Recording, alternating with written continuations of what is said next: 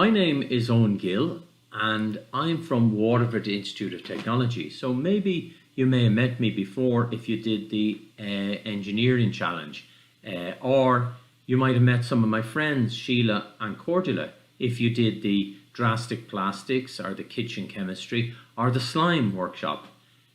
So we're from a centre in Waterford Institute of Technology called Calmast, and we like to tell people about science, engineering, technology and maths because it's really important in our lives and it helps us understand the world we live in. And that can be seen probably from in today's world with this pandemic and all the restrictions, how important science is and how important maths is to tell us what's going on and what's the best thing to do. So today we're going to look at static electricity. Now, I don't know if anyone has seen static electricity. I don't think so, but you will have seen the effects of static electricity, and that's what we're going to look at today. We're going to look at some of the different effects that static electricity can have, and it can be pretty hair-raising. For instance, my hair is standing up a little bit, but if I rub this balloon in it, look at that. Okay, that's static electricity. And when I move away the balloon, my hair will eventually go back to normal. Now, of course, my hair is quite long because I haven't been able to get out to the barber. So, that's one little demonstration with static electricity, and over the next half hour we're going to look at lots and lots more. We're going to do different experiments and different demonstrations. Now, some of them you'll be able to do because maybe you have a balloon with you, or a pen, or maybe a ruler, or some of the other pieces that I'll be using. Now, if this was normal times, I could bring you into Waterford Institute of Technology where we've all sorts of wonderful things to show you, like the Van de Graaff generator. But now we have to just do things that I can find in my house, and they're also things that you can find in your house. So it actually works out very well because these are things you should be able to find and be able to do. Now, you mightn't have all the materials today and you mightn't be able to do them all now, but you'll be able to get them over in the near future and do some of these experiments yourself. So the first one we looked at was this one, was just that. Rubbing a balloon in your hair and your hair stands up. Now, that of course depends. My hair is fine and I've just washed it and to make sure it was clean for this.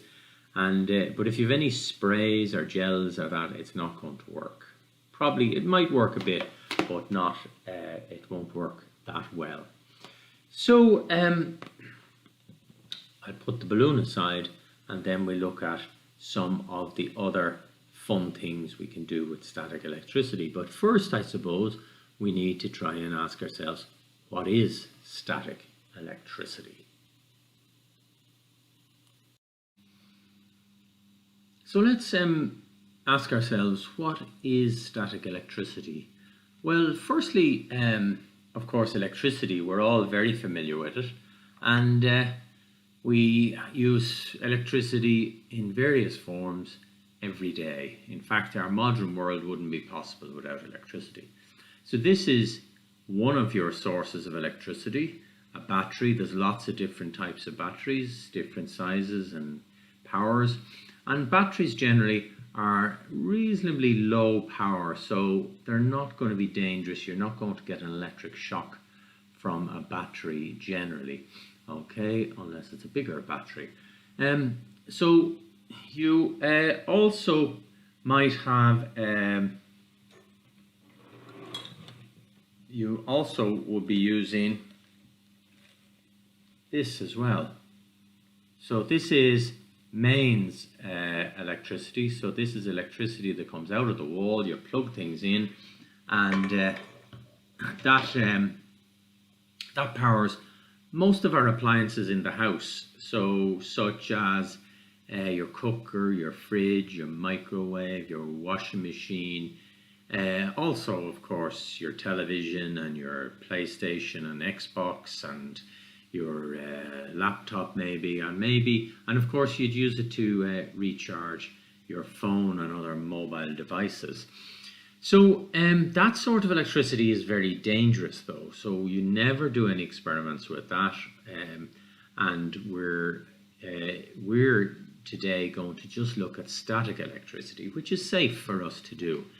Now that's not to say there isn't danger with static electricity. There is one thing in particular with static electricity that's very dangerous, and I'll let you try and think about it, see can you think what that might be. So let us think firstly about electricity itself and what it is. Well, let me change over here and we'll have so if we look at our page here, we should be able to find out a little bit more about electricity. Electricity is all about charge. So everything is made up of atoms, whether it be a liquid or a solid or a gas. The air around us is made up of atoms, and atoms are so small you can't see them, but we know they're there because of the effects of them. Now, atoms themselves, even though they're tiny, they're made up of even smaller particles. And two particles in particular that we're interested in, the electron and the proton. Now, in an atom, we have the protons are in the middle. And the proton, we're going to say, has a positive charge. And around this, the center of the atom is whizzing around in space are the electrons. And the electrons could be anywhere outside the atom, whizzing around, and they've got negative charges. So if the number of electrons and protons is the same as it is for atoms most of the time, then there will be no overall charge. But these things here, the electrons, we can get them to move. They can move about, so they could be pulled from one atom onto another. And this is the basis of most of our chemistry, is looking at that. Now in static electricity, if we manage to get pull these electrons off one material onto another, we can have one will become, so this one, let's see, we should start them being balanced. So we have 4 protons and 4 electrons, and then if we take electrons away, well then this has overall a positive charge. Now, that's all we need to know about our atoms. Now, so in the balloon, that's our balloon. So when I rub the balloon on my hair, the rubber in the balloon snatches electrons. It has a stronger desire or attraction for those electrons, and it can take those electrons away. So it takes up electrons from my hair, and then my hair has lost electrons, so it is more positive than it was. And we know as well that positive will push away from other positives, and negatives will push away from other negatives. So like charges don't like each other. They push away from each other, and unlike charges will attract. So here's unlike charges. We've positive charge on my hair, a negative charge on my balloon, and the balloon and my hair are attracted to each other, and the balloon, the force pulls my hair up towards the balloon. So that's in a nutshell what electricity is. So static electricity, this is static electricity, where in something like a balloon, the electrons aren't free to move about very much. So the charge, when it's formed, kind of is stuck there. Now eventually it leaks away, because it can leak away, those electrons will leak away into the air or to other things that it touches. So eventually will leak away, but it doesn't move too much, so it's called static electricity. The other electricity, like in our mains and in our battery, the battery is like a little pump for the electrons. So it pumps the electrons out, and we get it to pump through a wire, and we could have something like a light bulb on it. And this is our little light bulb, and the electrons will run around this wire through the light bulb, and as they go through the light bulb, they'll give some of their energy, and that will make light. So in things like the things that we use, it's called current electricity, because the electricity flows. What we're looking at today is static electricity, which is really interesting. And it was the only sort of electricity that people knew for thousands of years. So this battery is only about 220 years old since we discovered the battery, but static electricity has been around forever. So we said if charges are the same, they push away from each other. If they're different, they'll attract each other. So if I take the balloon again and I charge it up, and then I have this other balloon, and we'll see what happens when we bring one balloon towards the other. Look at that. It's pushing it away. They're pushing away from each other. Okay, so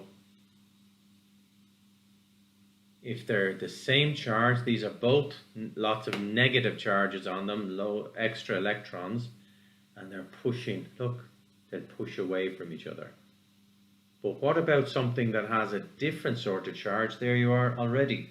I have a positive charge because all those electrons have been taken from me. So I have a positive charge, and this is attracted to me, and certainly attracted to my hair. Okay, now also if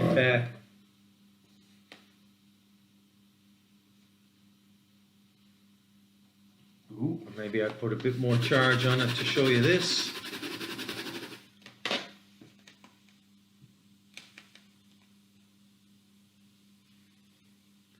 There you are. It sticks to the wall because of the static electricity. Isn't that interesting? You can amaze your friends with that one. It's magic. No, it's not. It's science. So now we've seen that a balloon is very good at taking a static charge. Well, what else could we use to do that? What about a pen?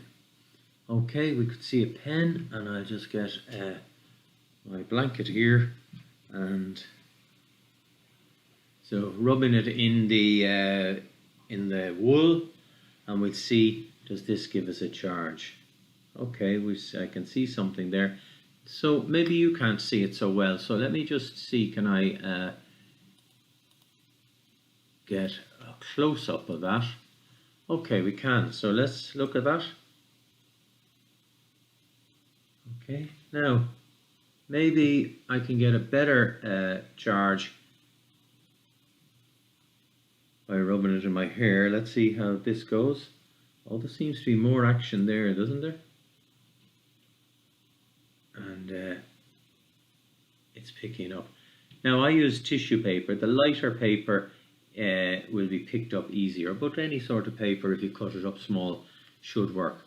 So a pen will work, a plastic pen.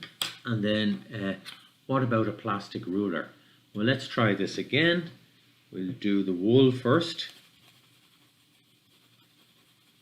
And again, the ruler, the greedy plastic, is taking electrons from the wool. And let's see the effect here. Oh yeah. Everything is being picked up there. Now I might just try it in my hair and see, is that better or worse?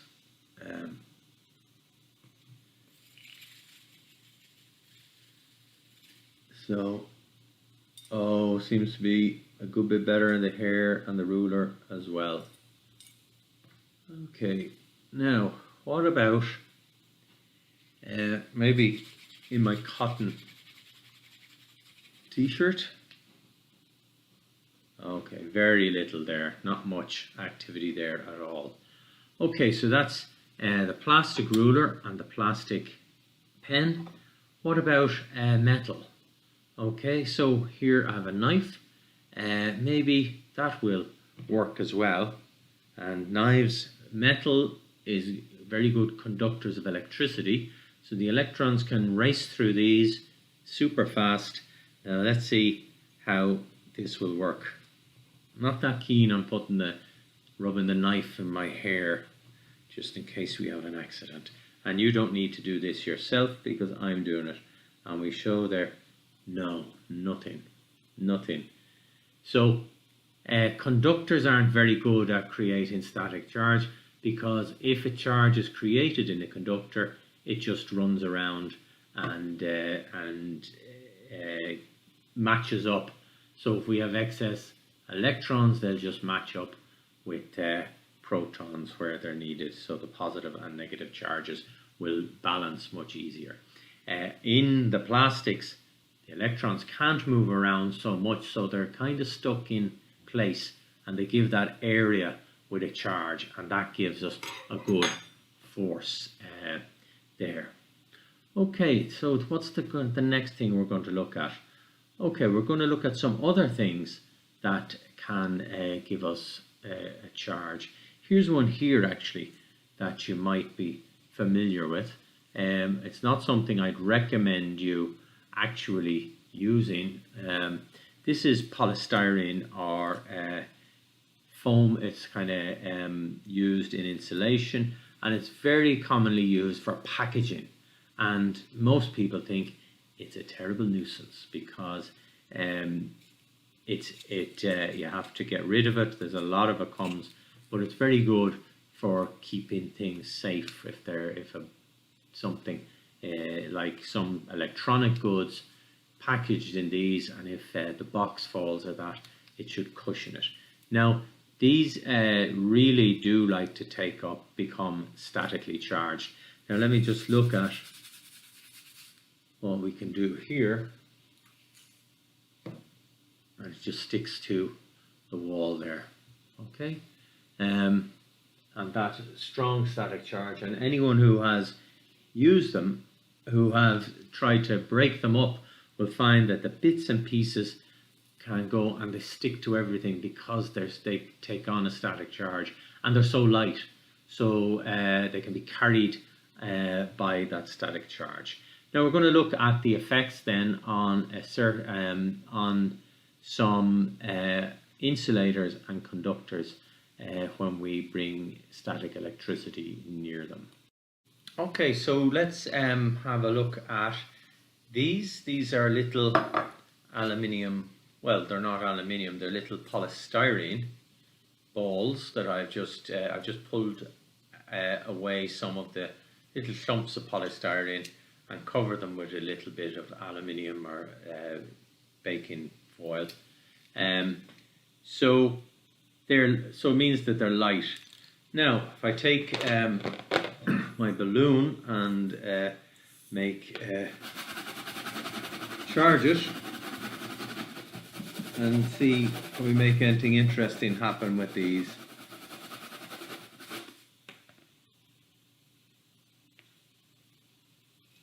They're moving a bit, but that's there. Look at that. Levitating. Okay, it's moved up. There it is there. And there it falls back down.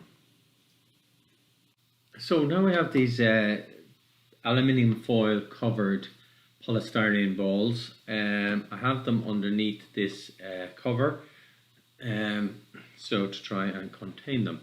Now I'm going to take the balloon and charge the balloon, and we'll see what happens when we pass charge over. So it attracts the aluminium balls, and look at that, even after we've taken it away, they're still moving about. There's still activity going on.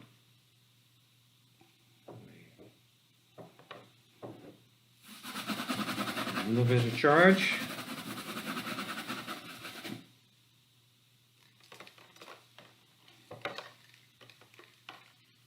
And again, we still have some activity afterwards.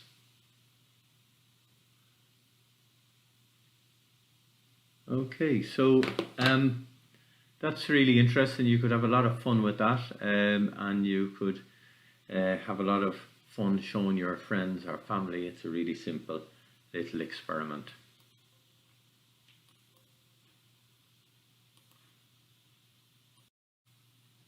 So this next demonstration is a really nice one. You can easily do this yourself, and all you need is an empty drinks can and whatever you're using. I'm using the ruler this time. Charge up the ruler, put the can down on the table, make sure it's not going to roll away on its own, and then let's see what happens when we bring the ruler towards the can. Look at that. And now somebody might say, well, maybe the table is sloping away and that's the can is just rolling. Well, let's see. If that was the case, we wouldn't be able to do this and bring it back the other way, would we? So that's an easy one to do. And really what's happening is there's no charge on the can, but what's happening is the electrons in the can, there's an excess of electrons on our ruler, and when we bring this up close, it's pushing on the electrons in the can. Remember we said that like charges don't like each other? They want to push away from each other, and unlike charges are attracted and want to pull together. So when we bring the ruler with all the electrons up close, the electrons in the can, they're free to move in metals, and so they run over to the far side of the can. So therefore this part of the can has a positive charge then, and positive charges are attracted to negative charges. So it's attracted, and as it rolls, the electrons are pushed away and the positive charge is attracted.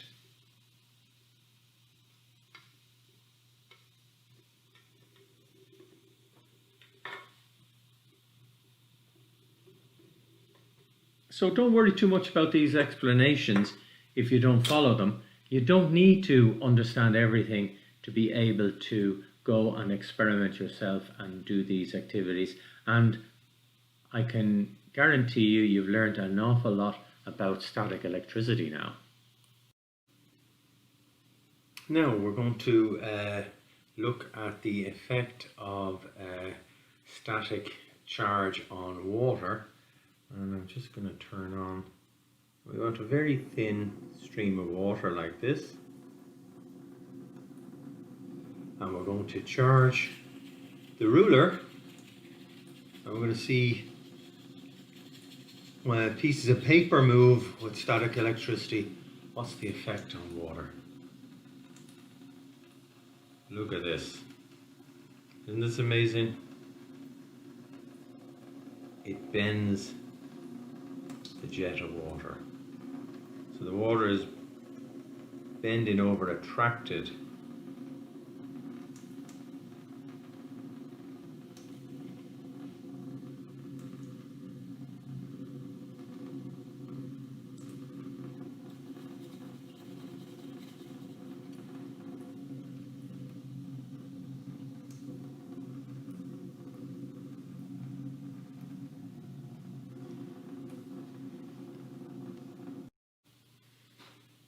we're now going to look at what we've learned so far, and we're going to use a little device I've made here. We might just take a closer look at it. And this is just a jar, and I've hung a piece of wire through it, and at the end of the wire I have two pieces of aluminium foil, tin foil, but it's really aluminium. So put those in the jar, and this will help us detect if there is a charge. Now I might look at this is a PVC pipe, very good at taking up charges, and I'm just going to rub it on the wool here, and let's see, can you see the leaves pushing apart? And I'm not even touching it, so the electrons here are exerting a force at a distance, and it's the electrons in the wire are feeling that force. And in metals, in conductors, they're free to move, so they run down the end of the wire and into the aluminium, and then they want to get apart, so they push each other apart. So the charge is lasting a good bit there. Now we might just take a close up of it, and then we look at using some other materials. Well, what about our trusty ruler? And we'll rub it on paper and see, does paper give it a charge? Yes, it does. So this has got a negative charge from the paper, so that means the paper must have got a positive charge from it. So let's see if we can detect the positive charge. Look at that, we can see it quite strong.